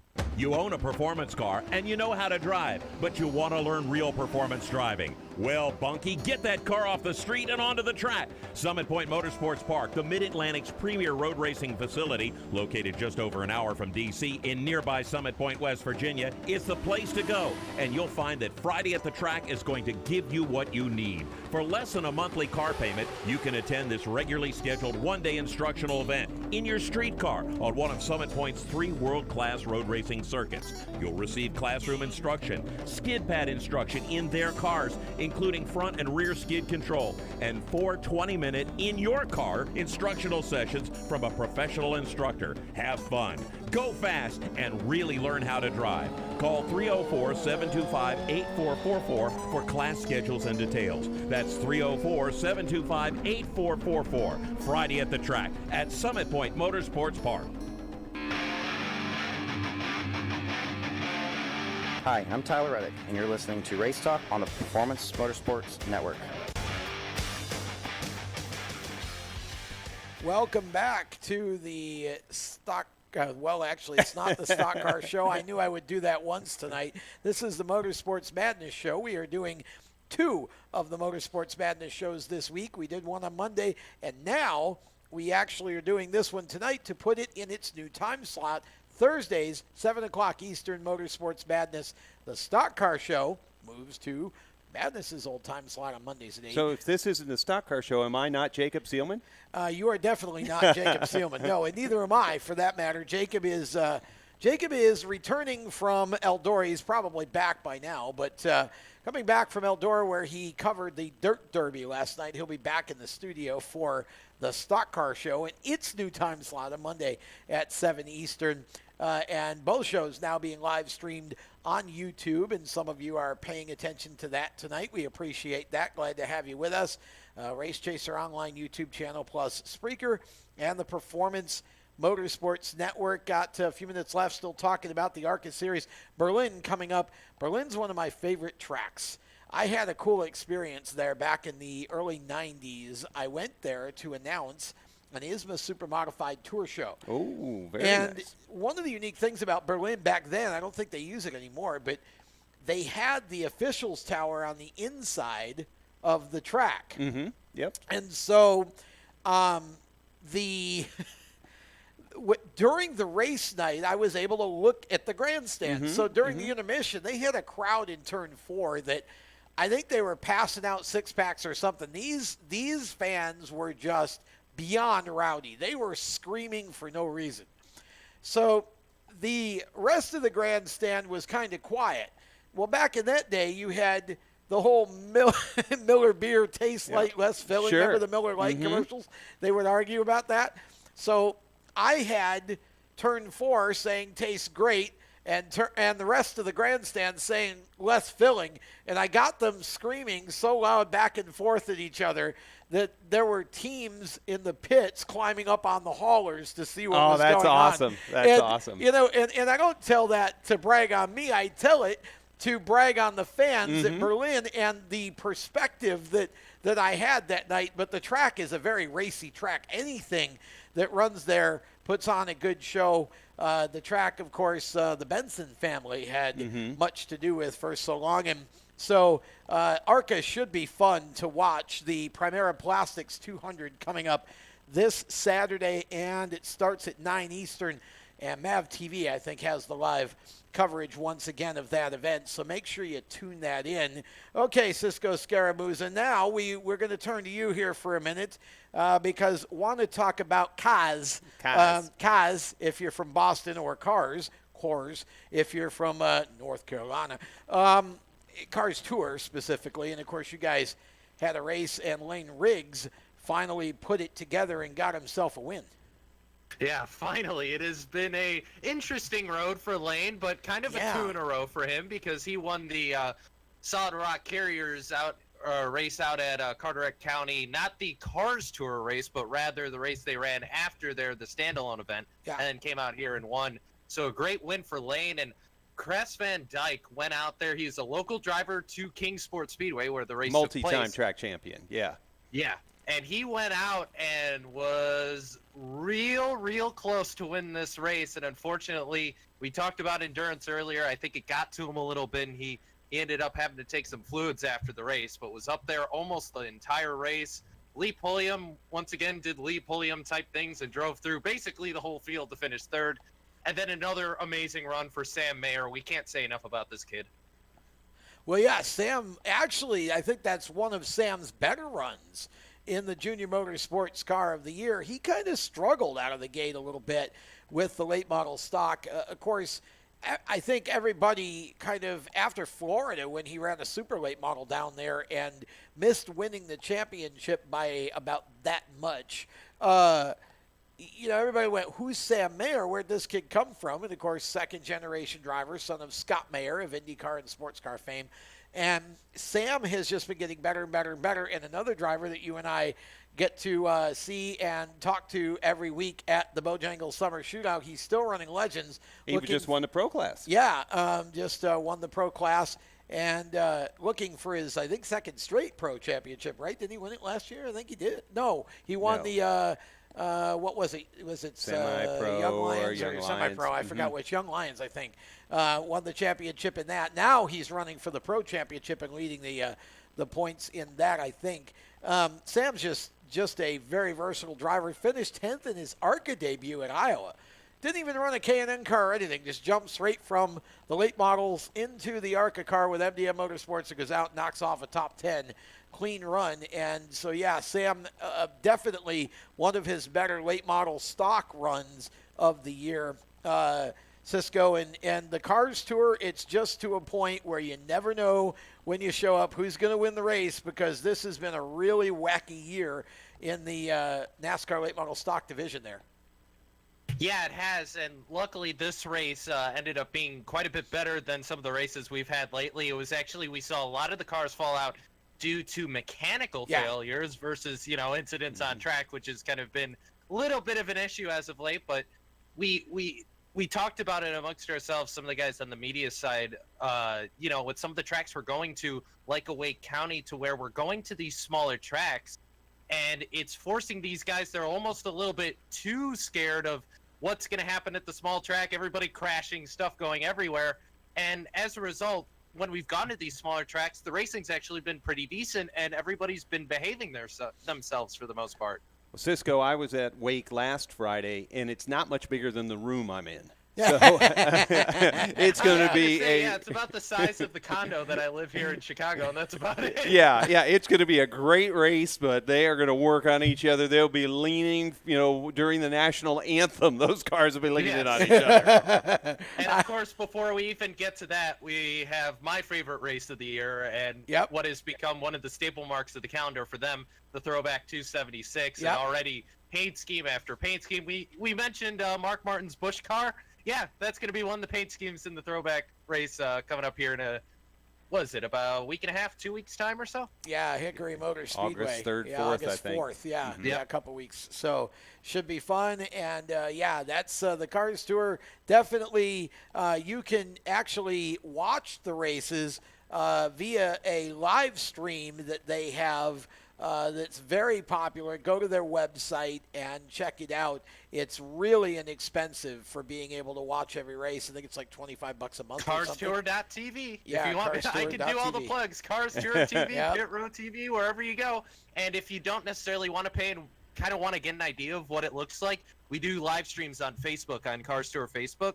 So if you want to see what it looks like, get an idea of what you're paying for, there you go. And I'm not going to say any names, but we have some really big stars coming in to help us out with the broadcast if everything works out. Well, it sounds like fun. The throwback race coming up at Hickory Motor Speedway on Saturday, August the 4th. So if you're in the area of Hickory, North Carolina, get over there and check it out. Or, like we said, go to CarsTour.tv and just get the live stream. With that, we get ready to close this thing out here. It's been a fun couple of hours. Want to thank all of our YouTube watchers and, of course, all of you listening on the live radio broadcast on Spreaker and the Performance Network, Motorsports Network. Thank you to Bob Steele and Sue Mason and everyone with PMN. Of course, thanks to Randy Miller behind the glass doing a great job of production once again.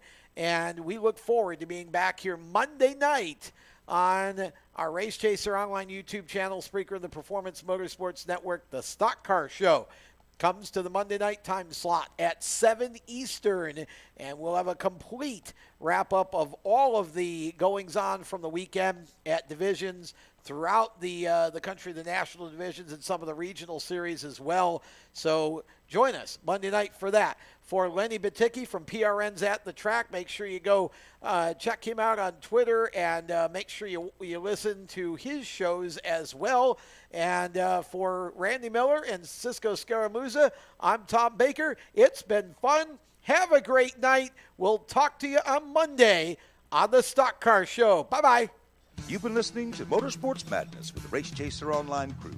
Stay tuned to Performance Motorsports Network for more race talk. For the latest motorsports news, visit racechaseronline.com. Motorsports Madness is a copyrighted production of the Performance Motorsports Network, www.performancemotorsportsnetwork.com. A member of the Scorpion Radio Group Incorporated, and may not be rebroadcast, replicated, or saved in any media without the explicit written permission of PMN. Check out our Facebook page or our section in the PMN website. The opinions expressed on this program are those of the host, co-hosts, and guests, and do not necessarily reflect those of the management and ownership of either the Performance Motorsports Network or Scorpion Radio Group Incorporated, the advertisers, or the marketing partners. Be listening again next week when the madness returns on Monday night at 7 Eastern. Until then, keep it off the wall and keep the shiny side up.